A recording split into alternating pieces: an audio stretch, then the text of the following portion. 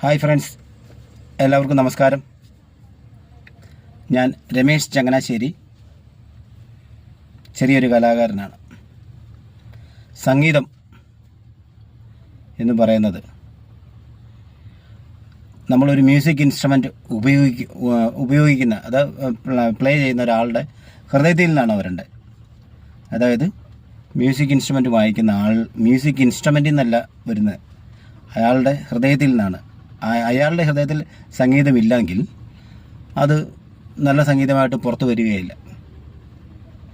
ഞാൻ പറഞ്ഞതിൻ്റെ കാര്യം, ഞാൻ ഉപയോഗിക്കുന്ന ഇൻസ്ട്രുമെൻറ്റ് അക്കായ് MPC 2500 എന്ന് പറഞ്ഞ ഒരു മ്യൂസിക് ഇൻസ്ട്രുമെൻ്റാണ്, പെർക്കഷൻ സൈഡാണ്.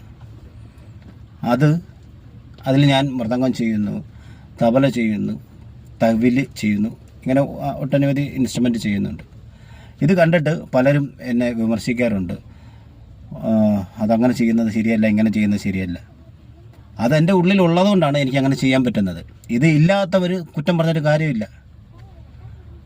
ഒരു കഴിഞ്ഞ ദിവസം എനിക്കെതിരെ ഒരു ഫേസ്ബുക്കിലൊരു പോസ്റ്റ് ഒരാളിട്ട് ഇടുകയുണ്ടായി.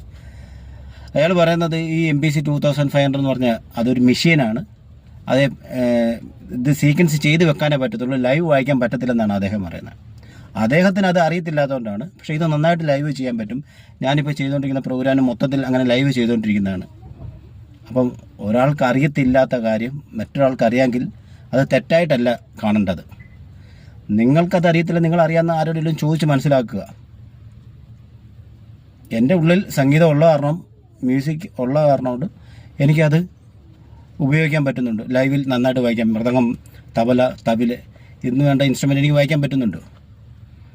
ഇത് അറിയാൻ മേലത്തിലാണ് കൂടുതലും എന്നെ ഇങ്ങനെ കുറ്റം പറയുന്നത്. ആരും ഒന്നും വിചാരിക്കരുത്. കഴിഞ്ഞ ദിവസം എന്നെപ്പറ്റി ഒരാളൊരു ഫേസ്ബുക്ക് പോസ്റ്റ് ഇട്ടതിന് മറുപടി എന്ന രീതിയിൽ ഞാനിതിപ്പം പറഞ്ഞതേ ഉള്ളൂ. ആർക്കും ഒരു വിഷമമായിട്ടോ സങ്കടമായിട്ടോ തോന്നിയിട്ടുണ്ടെങ്കിൽ എല്ലാവരും ക്ഷമിക്കുക. Okay, thank you.